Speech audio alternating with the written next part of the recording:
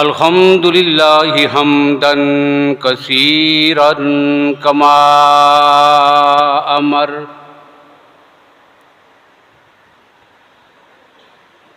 वनशहदु अल्ला इलाहा इल्लल्लाहु वहदहु ला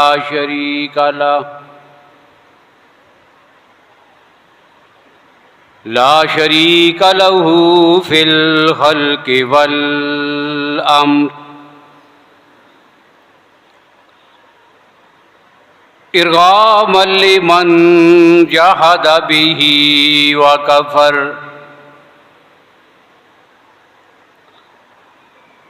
व नशहदु अन्ना सय्यिदना व सनदना व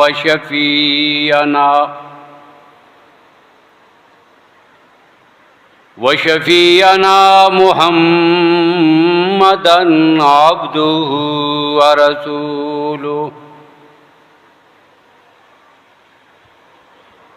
अम्मा बादु फ़अऊज़ु बिल्लाहि मिनश शैतानिर रजीम।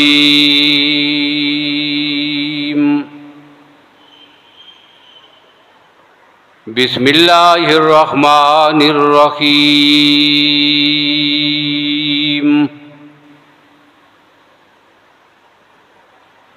या अय्युहल्लज़ीना आमनू ला तुक़द्दिमू बैना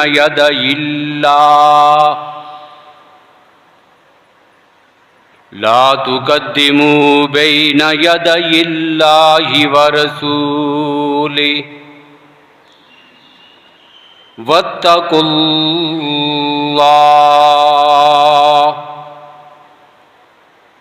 इन्नल्लाह समीउन अलीम।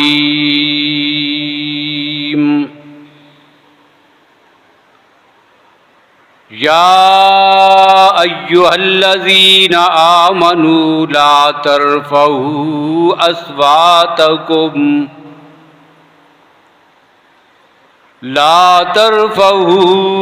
अस्वातकुम फ़ौक़ सौतिन नबी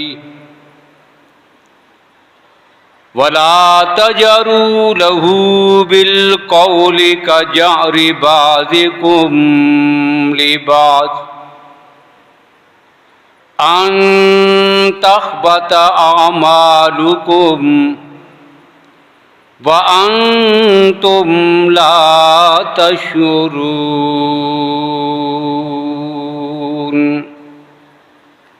सदक़ल्लाहु मौलानल अज़ीम।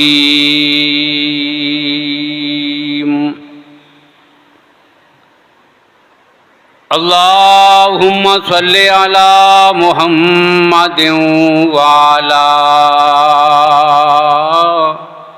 आलि मुहम्मद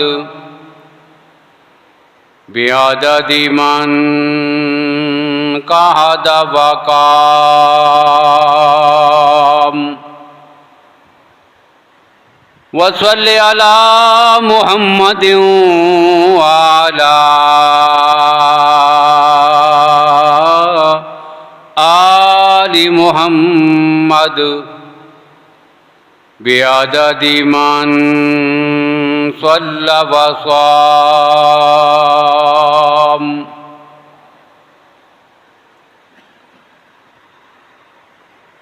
काबिल सद एहतराम बुज़ुर्गों, भाइयों, अज़ीज़ दोस्तों, खुतबा में सूरह हुजुरात की 2 आयात तिलावत की हैं।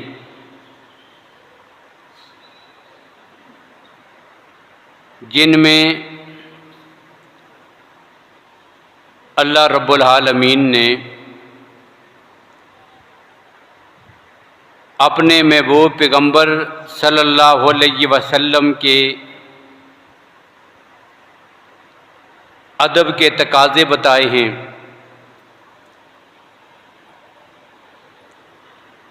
दुनिया में हर अच्छाई, हर खैर, हर भलाई, हर नेकी के पीछे जो एक चीज़ कार फरमा है उसे अदब कहते हैं। और इसी दुनिया में हर एक फितने, फसाद, हर एक शर और हर एक गुनाह के पीछे उसका जो मुहर्रक है वो बेअदबी और गुस्ताखी है।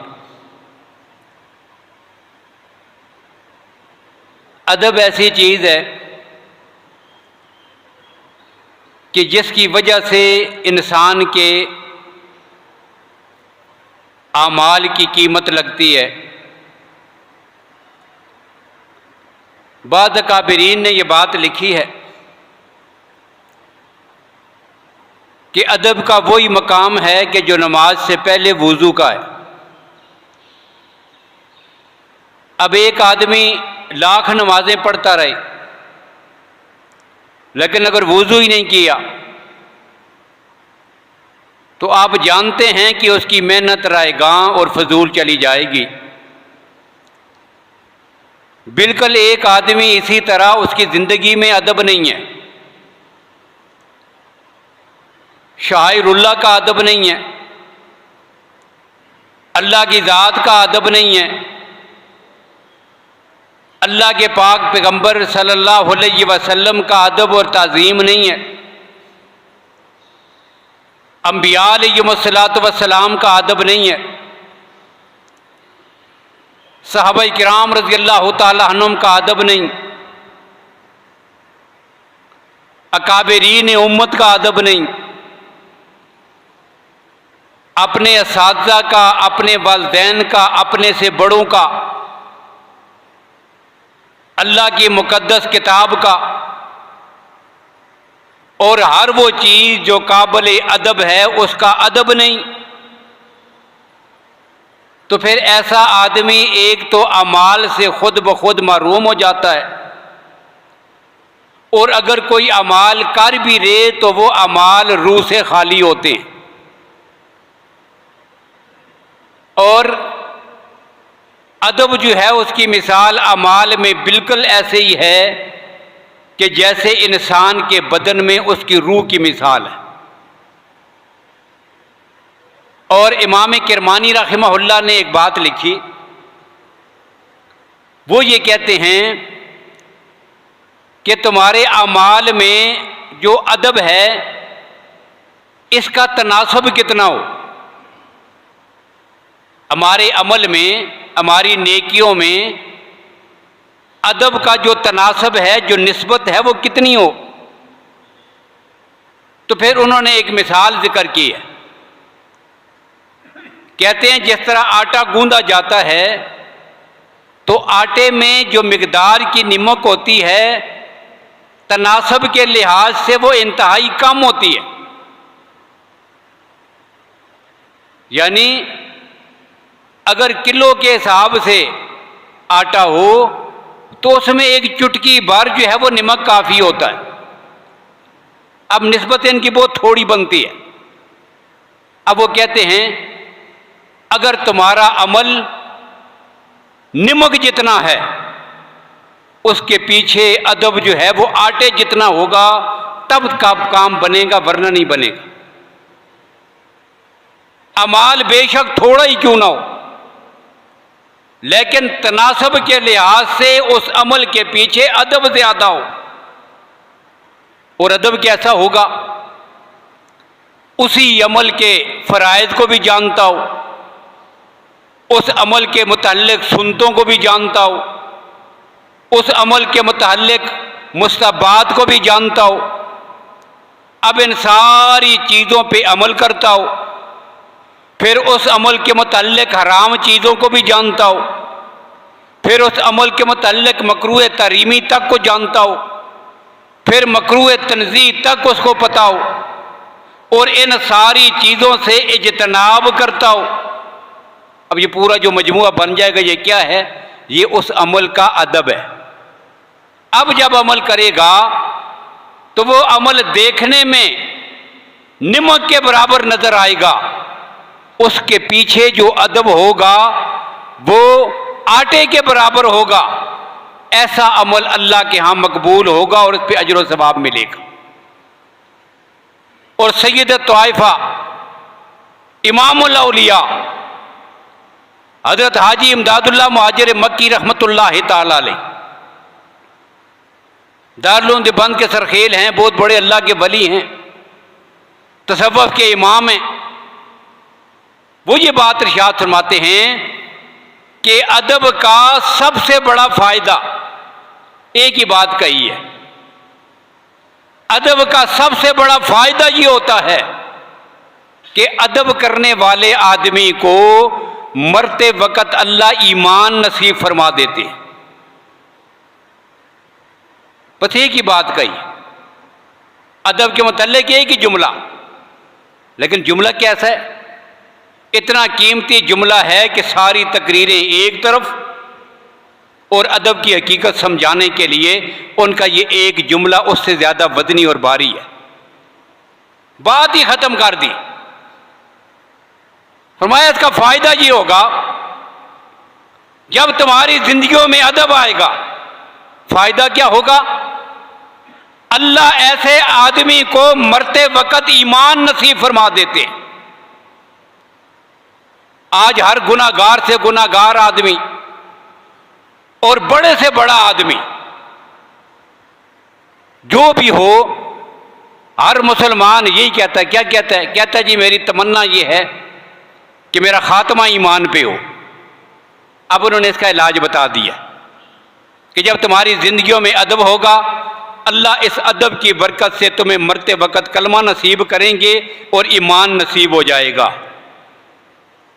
अब इसका दूसरा माना क्या हुआ कि जिसकी जिंदगी अदब से खाली हो, जो बेअदब होगा, जो गुस्ताख होगा, बज़ाहिर वो दुनिया की जिंदगी कैसी भी बसर कर ले, अब इस गुस्ताखी और तौहीन की नहूसत ये होगी, अल्लाह ऐसे आदमी को मरते वक्त कलमा नसीब नहीं करते, उसका ईमान सलब हो जाता है।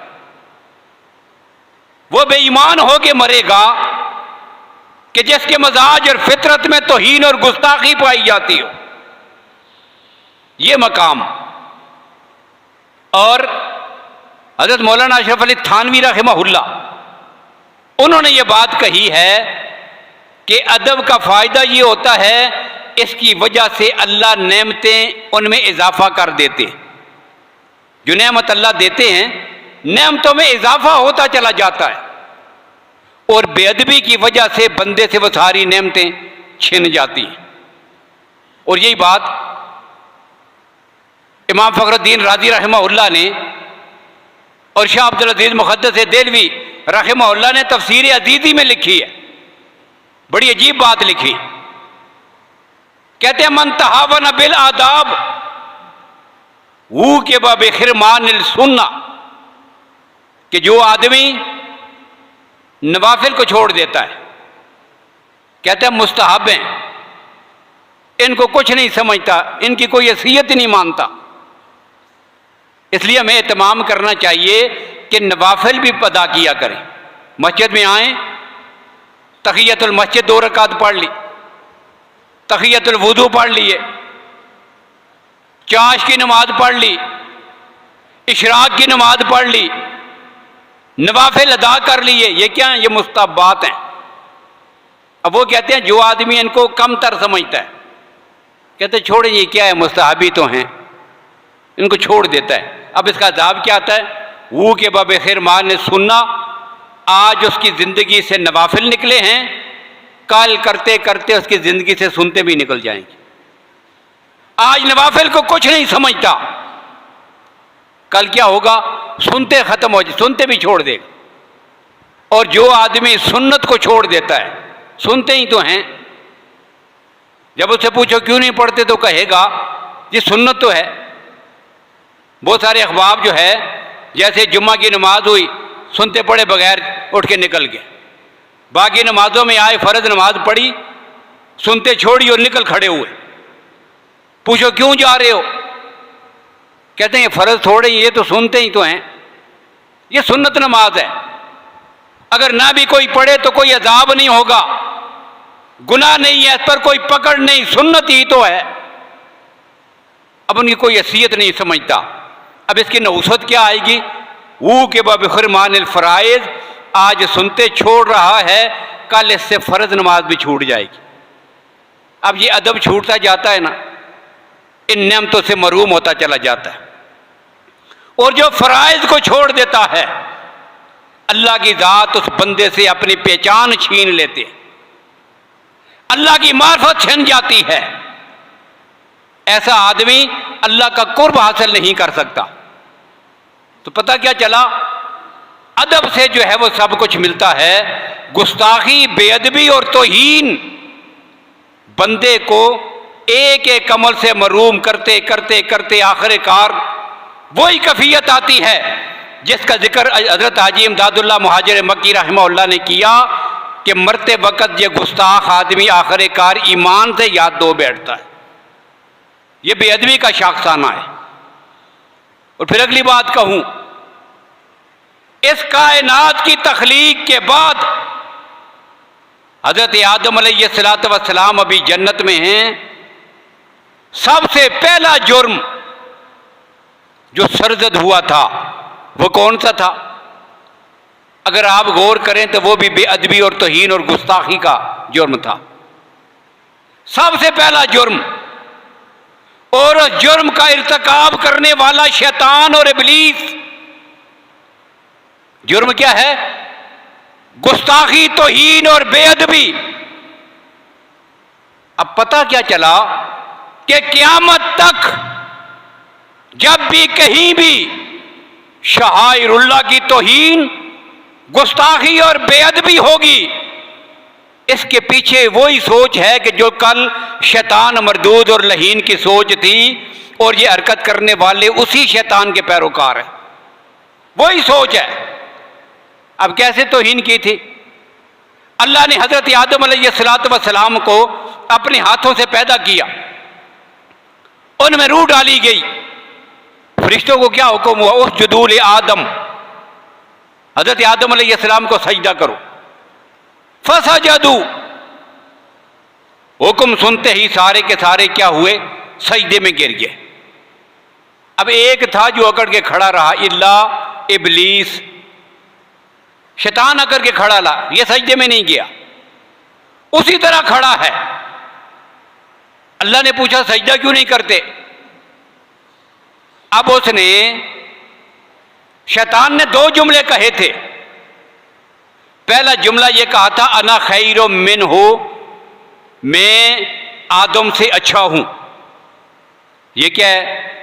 हजरत आदम अलैहिस्सलाम की बेअदबी, अल्लाह के नबी की बेअदबी, तौहीन और गुस्ताखी। इसने नबी के मुकाबले में कहा मैं उनसे अच्छा हूं, अना खैरो मिन। अल्लाह के नबी की तौहीन, गुस्ताखी, बेअदबी की। और साथ ही कहता है, अल्लाह के सामने तकब्बर करके अकड़ गया, कहता है या अल्लाह मैं उसको सजदा क्यों करूं? मैं तो आग से पैदा हुआ, ये मिट्टी से पैदा हुआ है। अब अल्लाह के सामने अकड़ कर जो सवाल जवाब कर रहा है, तो ये अल्लाह की बेअदबी कर रहा है। अब शैतान ने क्या किया? अल्लाह की भी बेअदबी की और हज़रत आदम अलैहिस्सलाम अल्लाह के नबी की भी बेअदबी की। दोनों की तौहीन करता है, ये गुस्ताख है। और शैतान का इस कायनात में इंसान के सामने सबसे पहला करतूत अल्लाह और उसके रसूल सल्लल्लाहु अलैहि वसल्लम की तौहीन, गुस्ताखी और बेअदबी है। अब अल्लाह ने क्या किया? इस जुर्म के पादाश में उसे मलहून करार दे दिया। फ़ाखरुज मिनहा फ़इन्नका रजीम, निकल जा जन्नत से, तू मरदूद है, तुझ पर क़यामत तक के लिए लानत है। अब मरदूद बना के लानत का तोग गले में डाला गया। जुर्म क्या था? बेअदबी, तौहीन, गुस्ताखी। इसलिए पूरी कायनात में हर शर, हर फितने, हर फसाद के पीछे, हर गुनाह के पीछे, हर बुराई के पीछे एक ही चीज कार फरमा है जिसको बेअदबी, तौहीन और गुस्ताखी कहते हैं, और हर नेकी के पीछे एक ही जज्बा है जिस जज्बे को अदब, तज़ीम और एहतराम कहते हैं। अब क्या हुआ? अब फरिश्ते सजदे में चले गए, सर उठाया। थोड़ी देर के बाद फरिश्तों ने सजदे से सर उठाया, देखा शैतान अकड़ के खड़ा है और रब के सामने आगे से सवाल और जवाब, तकरार, बात मुबासे में लगा हुआ। कहता है अना खैरुम मिन। फरिश्ते इस कैफियत को देखकर डर गए, समझ गए अब ये मारा गया है, अब ये मलून बन गया है, अब ये क़यामत तक के लिए मरदूद हो गया है, अब ये अल्लाह के अज़ाब में पकड़ा जाएगा। डर गए अल्लाह के फरिश्ते, और डर के मारे क्या किया? दोबारा सजदे में गिर गए। 2 सजदे हो गए। इसीलिए अल्लाह ने अपने नबी सल्लल्लाहु अलैहि वसल्लम की उम्मत की नमाज में हर रकात में एक की बजाय 2 सजदे रखे हुए। ये इसी एहतराम की वजह से है। तो क्या हो, हमारी जिंदगियों में अदब, दूसरों का एहतराम, और एहतराम कैसा? छोटी की चीज से लेकर ऊपर तक, आगाज छोटी चीज से। घरों में हम क्या करते हैं? सलवार में नाड़ा डालना हो, पेन जेब से निकाला, मिसवाक निकाली, अब बेअदबी की आगाज यहां से होता है। मिसवाक क्या है? मेरे नबी की सुन्नत पे अमल करने का जरिया, जिसकी अल्लाह के नबी सल्लल्लाहु अलैहि वसल्लम ने सैकड़ों मफादात, फायदे और उसके सवाब और अजर का जिक्र किया है। जिस अमल को अल्लाह के नबी ने अपने रब की रजा का जरिया बताया, जिसे मुंह की तहारत का जरिया बताया है, जिस अमल को अल्लाह के नबी ने मरते वक्त कलमा नसीब होने का जरिया बनाया, यह पैगंबर की महबूब सुन्नत है, उस पे अमल करने का जरिया लकड़ी का ये टुकड़ा है जिसे आप मिसवाक कहते हैं। लेकिन बेअदबी कैसे शुरू होगी? मिसवाक निकाली और कपड़ों में नाड़ा डालना शुरू कर दिया। पेन क्या है? कलम क्या है? इल्म हासिल करने का जरिया। अब इसका अदब है, हमने क्या किया? इन कामों के लिए शुरू कर दिया। मुसल्ला इबादत और नमाज के लिए है। घरों में क्या करते हैं? इस्त्री करने के लिए औरतों ने बिछा लिया, खाना खाने के लिए किचन में हमने बिछा लिया, जिसको और कोई चीज ना मिली जमीन पे बिछाया और मुसल्ले से काम चला लिया। ये क्या है? ये तौहीन है, ये बेअदबी है। यहां से आगाज होता है। मौलाना अशरफ अली थानवी रहमहुल्लाह, उनकी जिंदगी में तो ऐसा अदब उन्होंने सिखाया। फरमाया करते थे कि जब वो खाने के लिए बैठते, दस्तरखान पे जमीन पर बैठते, कभी कहीं चरपाई पर बैठने का मौका मिल जाता, कहीं पर भी, तो खाना सराहने की तरफ रखते थे, खुद जो है वो दूसरी तरफ बैठते थे। ये अदब है, ये खाने का अदब है। ये किसका अदब है? ये खाने का अदब। और अल्लाह के नबी सल्लल्लाहु अलैहि वसल्लम की हदीस है, अल्लाह के नबी फरमाते हैं, मैं टेक लगा के नहीं खाता, मैं टेक लगाकर मुतकब्बर लोगों की तरह बैठकर नहीं खाता, बल्कि अदब के साथ बैठ के खाता हूं। इन्नमा अना आकुलु कमा आकुलुल हब्द, मैं ऐसे खाना खाता हूं कि जिस तरह अल्लाह का नेक बंदा और मस्कीन आजिज़ आदमी खाना खाया करता, अदब के साथ बैठ के खाना खाए। तो उनकी जिंदगी में यह अमल था।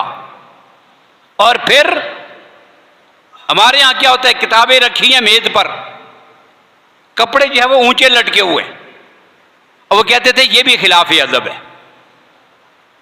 किताबें, कुरान पाक, हदीस, कोई भी किताब हो, वो निचली जगह में रखी है और कपड़े उनके ऊपर लटके हुए। अब इन चीज़ों को सबसे ऊपर होना चाहिए, बाकी इस्तेमाल की सारी चीज़ें उनसे नीचे हों। फिर एक अदब यह भी है, अपने जुमलों और अल्फाज में भी इनके लिए अदब का पहलू और लहजा इस्तेमाल हो। कैसे? कोई आदमी पूछता है किताब कहां पर है, कलम किधर है, कुरान पाक कहां है? अब हम क्या कहते हैं? हम उसे कहते हैं जी अलमारी में पड़ा हुआ है, मेज पर पड़ा हुआ है। अब ये कहना कि अलमारी पर में पड़ा हुआ है, मेज पर पड़ा हुआ है, वो सामने पड़ा हुआ है, ये खिलाफी अदब है, ये अदब के खिलाफ है। हमारे जूते पड़े हुए हैं, चरपाई के नीचे पड़े हुए हैं, हमारे कपड़े पड़े हुए हैं अलमारी में, लेकिन ये किताब की, कलम की, कुरान पाक की इन चीज़ों की बारी आएगी तो फिर कहना क्या है, अलमारी में रखा हुआ है, फिर पड़ा हुआ नहीं है, वो अलमारी में रखा हुआ है। ये अदब के लफ्ज़ इस्तेमाल, तो ये अदब आएगा तो तब बात बनेगी। और इमाम मालिक रहमहुल्लाह मस्जिद नबी में दर्स दे रहे हैं, सामने किताब खुली है, नबी अकरम सल्लल्लाहु अलैहि वसल्लम की हदीस पढ़ रहे हैं, उसकी तशरीह कर रहे हैं। अब दौरान तशरीह देखने वालों ने देखा कि हजरत इमाम मालिक रहमहुल्लाह के चेहरे का रंग बदलता जा रहा है। पहले काला हुआ, थोड़ी देर के बाद चेहरे का रंग सुर्ख हो गया, थोड़ी देर के बाद रंग बदला और चेहरे का रंग पीला हो गया। बार बार चेहरे का रंग बदलता है, लेकिन इमाम मालिक हैं, अपनी गुफ्तगू, अपना दर्स उसी तरह जारी रखा हुआ, दरमियान में वक्फा कोई नहीं करते। पूरी हदीस पढ़ाई, अपनी गुफ्तगू ख़त्म की, जितने वक़्त वो बयान होता था वो वक़्त ख़त्म हुआ, किताब को बंद किया, अदब के साथ ऊपर रख दिया। तब सामने बैठे एक आदमी से कहा कि मेरे करीब आओ। अब वो करीब आया, उसे कहा कि मेरी कमीज उठा के देखो। अब उसने पीठ से कमीज उठाई, उसने देखा कि एक बिच्छू बैठा है आपकी पीठ के ऊपर, और उसने 16 जगह जो है वो डंग मारी, एक नहीं 16 जगह पर। उस कहने वाले ने कहा कि पहली दफा जब बिच्छू ने डंग मारा था, हमने आपके चेहरे का रंग देखकर महसूस कर लिया था, इतनी देर हो गई बिच्छू डंग मारता रहा, आपने बताया क्यों नहीं? कहते हैं मेरे सामने जो किताब खुली थी उसमें मेरे नबी का फरमान और हदीस लिखी हुई थी, मुझे शर्म आई है। यह बात अदब के खिलाफ है कि मैं पैगंबर की हदीस की किताब को बंद करके या उसको सामने खोले हुए उसको छोड़कर अपने कामों में लग जाऊं। अब किताब को ऊपर उठा के रखा है तो तब आपको बताया। ये है जी उनकी जिंदगियों का अदब। तो अदब आएगा नीचे से ऊपर शुरू होगा। असातिज़ा का अदब कैसे? इमाम खलीफा रहमहुल्लाह सारी जिंदगी कूफा में उनके उस्ताद रहते थे हजरत हम्माद रहमतुल्लाह ताला अलैह। उनके घर की तरफ भी कभी पांव नहीं किए। आज हम काबतुल्लाह की तरफ पांव करके बैठ जाते हैं, थूकते हुए कभी ख्याल नहीं आया, उधर थूक भी देते, कोई लिहाज नहीं होता। काबतुल्लाह तो बड़ी अजमत वाली चीज है, जिस उस्ताद से सीखा उसके घर की तरफ भी जिंदगी भर कभी पांव नहीं की। और घर भी ये नहीं कि साथ जुड़ा हुआ नहीं। मुफस्सिरीन ने लिखा उनके और उनके उस्ताद के घर के दरमियान में 7 गलियां थी।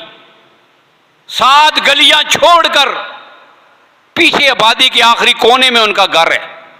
लेकिन उस्ताद का अदब कितना है, उनके घर की तरफ भी कभी पांव नहीं किया। और मां का अदब, वालिदैन का, मां का कितना अदब था। इनकी वालदा हैं, मसले पूछने की जरूरत पेश आती। कूफा में एक शख्स था मोहम्मद बिन अबी ज़ुरा रहमतुल्लाह ताला अलैह, इमाम आज़म अबू हनीफा रहमतुल्लाह का शागिर्द भी है और उनका मुकल्लद भी है। अब इनकी मां मसला पूछने के लिए उनके पास जाती थी। अपने इत्मीनान की बात होती है, अब मसला पूछने के लिए उनके पास बूढ़ी वालदा हैं, मसले पूछने हैं 2-4। इनसे कहती चलो मुझे ऊंट पे बिठाओ और उस आदमी से जाके हमने मसले पूछने हैं। अब कभी नहीं कहा कि मैं इतना बड़ा इमाम हूं फिका का, मुझे दुनिया इमाम आजम कहती है, वो तो मेरी तकलीद करने वाला है, वो तो मेरा मुकल्लद है, मुझसे पूछ लो। नहीं, जिधर मां की तबीयत खुश है बस चुप करके वही काम करना। ये मां का अदब है। मां को बिठाया ऊंट पर, लगाम पकड़ के साथ चलते हैं, उस बस्ती में पहुंचे, ऊंट से नीचे उतरी, साथ लेकर के और उस आलम के पास जाके बैठ गई। आगे पर्दा लटका हुआ है। अब ये उस आलम के पास जाके बैठ गए। अब इनकी वालदा मसला पूछती है, और जिस मसले का उस आलम को पता ना हो, इमाम आजम और खलीफा से आहिस्ता से उनसे पूछ लेता है। कहते हैं इस मसले का मुझे पता नहीं, आप ही बता दें। अब आहिस्ता से वो उनको बता देते थे। बताते इमाम आजम और खलीफा हैं। अब उनसे पूछकर वो आलम जो है वो ऊंची आवाज में उनकी वालदा को बता देता, जिंदगी भर कभी ये नहीं बताया कि माँ जिससे तू मसले पूछने के लिए जाती है वो तो मुझसे पूछ पूछ के तुझे बताता है, फिर इतना थकाने और थकने की जरूरत क्या है। जहाँ पे माँ की तबीयत खुश है, अपनी माँ को राजी करने के लिए बस चुपचाप जिंदगी भर वही काम करते रहे। ये क्या है? ये माँ का अदब है। अब इससे ऊपर फिर चले जाएंगे, फिर पैगंबर के आले बैत और सहाबा का अदब। और जब ये अदब नहीं होगा तो मरते वक्त फिर कलमा नसीब नहीं होगा। अहादीस में कितने लोगों के वाक़यात लिखे हुए हैं, कलमा नहीं पढ़ रहे थे मरते वक्त। जुर्म क्या था? जिंदगी में पैगंबर के सहाबा की तौहीन किया करते थे। फिर इससे उतले दर्जे का अदब किसका? अल्लाह के नबी सल्लल्लाहु अलैहि वसल्लम का अदब और ताज़ीम। कैसी ताज़ीम हो? सहाबाए किराम रज़ियल्लाहु ताला अन्हुम जिंदगी भर जब भी अल्लाह के नबी सल्लल्लाहु अलैहि वसल्लम से कोई काम होता, आपके हुजरा के पास हाजिर होते, बुलाना मकसूद होता। अब कुरान पाक ने एक अदब सिखाया है, क्या? ला तरफाहू अस्वातकुम फौका सौते नबी, मेरे नबी के सामने तुमने अपनी आवाज को भी बुलंद नहीं करना, बिल्कुल आहिस्ता आवाज के साथ बात करनी है। और मुफस्सिरीन ने लिखा कि बिल्कुल यही हुक्म आज भी पैगंबर के रोज़ा अतर के पास भी है।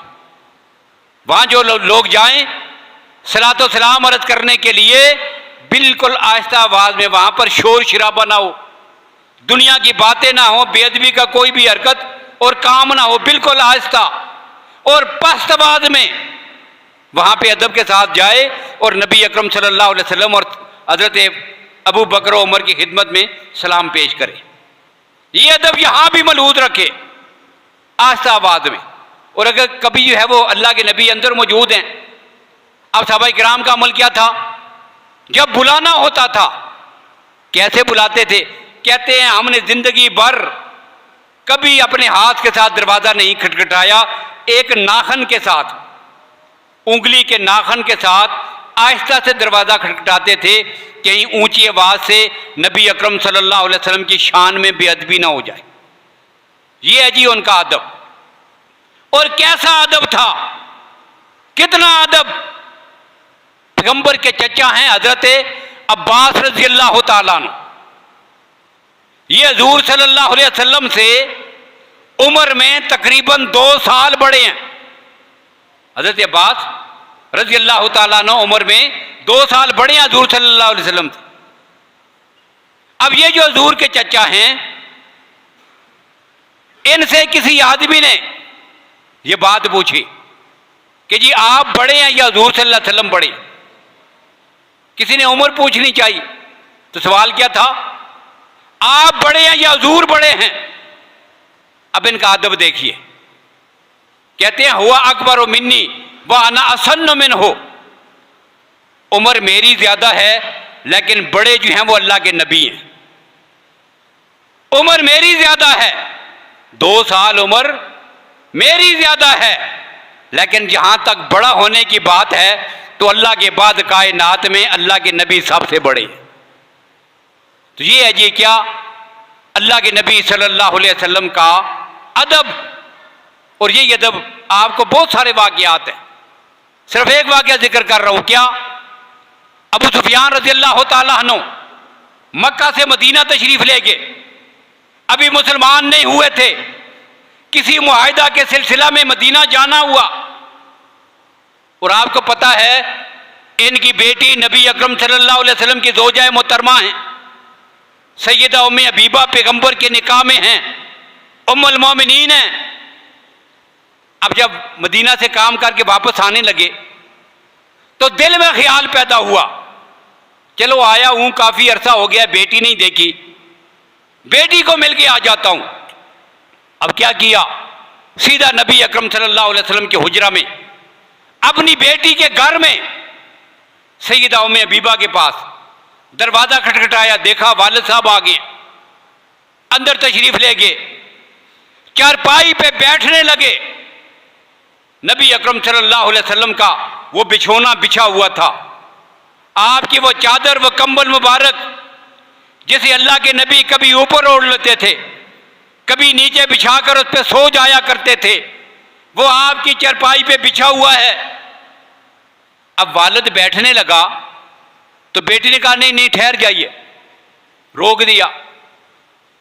अब जब वो रुके तो बेटी ने क्या किया, वो बिछा हुआ बिस्तर बंद करके वहां से उठाया, खाली चारपाई पे अपने वालिद से कहा कि अब बैठ जाओ। अब वालिद बड़ा हैरान हुआ, कहता है बेटी ये बात समझ नहीं आई, दुनिया में जब भी कोई वालिद अपनी बेटी से मिलने के लिए आता है वो उसके लिए बिस्तर बिछाती है, वो तकिए रखती है, वो सराहने लगाती है, लेकिन तूने क्या किया, जो बिस्तर बिछा हुआ था वो भी उठा लिया। तो बेटी कहती है अबू जी आपको पता नहीं है, कुरान क्या कहता है, इन्नमल मुशरिकून नजसुन, ये मेरे नबी का पाक बिस्तर है और मुशरिक और काफिर नजस होता है। आपने आज तक मेरे नबी का कलमा नहीं पढ़ा, इसलिए किसी सूरत में मैं आपको अपने आका और पैगंबर के पाक बिस्तर पर भी नहीं बैठने दूंगी। मैं इसको भी पैगंबर की तज़ीम और अदब के खिलाफ समझती हूं। ये है जी मेरे नबी का अदब और तज़ीम। और जब ये अदब और तज़ीम मामूली दर्जे में भी ख़त्म हो गया तो बंदा ईमान से खाली हो जाएगा। तो ये अदब जो है ये ज़िंदगी में आएगा। इसी पर इंशाअल्लाह आगे रबीउल अव्वल में, सितंबर में नबी अकरम सल्लल्लाहु अलैहि वसल्लम की शान, आपकी हज़मत, आपके ख़त्म नबुव्वत, ये सारे उन्वान इंशाअल्लाह चलेंगे, इस पर सैर हासिल गुफ्तगू होगी। आखिरी बात आपसे कहता हूँ, तमाम मुसलमानों के लिए सुन लिया होगा आपने, बहुत बड़ी खुशखबरी, अल्लाह के फजल और करम से आखिर वही हुआ कि जो होना था। पुराने वक्तों में क्या होता था, देहातों में जब चोर किसी घर में डाका डालने के लिए जाते थे, रात को, आधी रात को गए, अब घर में दाखिल होने से पहले यह मालूम करना होता था कि घर के मालिक सो गए हैं या जाग रहे हैं। उनको मालूम करना है घर का मालिक अभी जागता है या सोया हुआ है। अब कैसे मालूम करते थे, बाहर दीवार के करीब जाकर छोटा सा एक पत्थर उठाया, कंकरी उठाई, एक गीटी उठाई, उठाकर आहिस्ता से अंदर फेंक दी, दूसरी फेंकी, कोई हरकत ना हुई, तीसरी फेंकी। अब अंदर से अगर कंकरियां फेंकने पर कोई जवाब ना आए तो पता चल जाता था घर का मालिक सोया हुआ है। अब दरवाज़ा फैलांगी, अंदर गए, डाका डाला और भाग गए। और अगर मालिक जाग रहा होता, उठ खड़ा होता, दरवाजे की तरफ आता, दरवाजा खुलने की आवाज आती, आवाज देता, शोर मचाता था, डाकू क्या करते थे, भाग जाते थे। आज भी दुनिया कुफर अहले ईमान का इसी तरह तजर्बा कर रही है, सोए हुए हैं कि जाग रहे हैं। अगर अहले ईमान गहरी नींद और गफलत की नींद सो जाएं, डाकू मजे से डाका डाल लेगा। कई बार ऐसा हुआ, शाहिरुल्लाह को छेड़ने की जसारत की गई। अभी आपने देखा, फिर चीफ जस्टिस साहब पाकिस्तान ने जो फैसला दिया था, उलमाए किराम ने कहा कुरान और सुन्नत से भी मुतसादिम है, पाकिस्तान के आइन से भी मुतसादिम। इस पर एहतजाज हुआ, अहले ईमान मैदान कारज़ार में निकले, अहले हक ने जदोजहद की और आपने देखा कि आखिरकार वो तमाम शिकें कि जो कानून, आइन और इस्लाम से मुतसादिम थी, आखिरकार उनको ख़त्म करने पर वो मजबूर हुए। अब जैसे भी हुआ, जो कुछ भी हुआ, चीफ जस्टिस ने जो कुछ किया, उसका मामला हम अल्लाह रब्बुल आलमीन के सपुर्द कर देते। जिसके कहने पे किया था वो जाने, उस आदमी का ईमान जाने। जब उसने ये कदम उठा लिया है तो हम उसे भी मुबारकबाद पेश करते हैं। और जिन उलमाए हक ने असम्बली में पेश होकर अपना मौक़िफ़ इतने मजबूत दलाइल के साथ रखा कि मुफ्ती तकी उस्मानी साहब को जज ने कहा, मैं आपसे माफ़ी मांगता हूँ, मैं आपसे माजरत करता हूँ, आपकी हक तलफी हुई है, मैं आपकी जुर्रत को सलाम पेश करता हूँ, मुझसे गलती हुई है। ये जुमले कहकर उसने शिकों को जब ख़त्म किया है तो पता चला कि अहले हक ने पैगम्बर की वकालत का हक अदा किया है। और इंशाअल्लाह आइंदा भी हक अदा होता रहेगा। किसी चोर और डाकू को पैगम्बर की ख़त्म नबूवत पे हमला करने की इजाज़त नहीं दी जाएगी। ये हमारे लिए बड़ी खुशी का मौका है। और खुशी का हम कैसे खुशी मनाएंगे?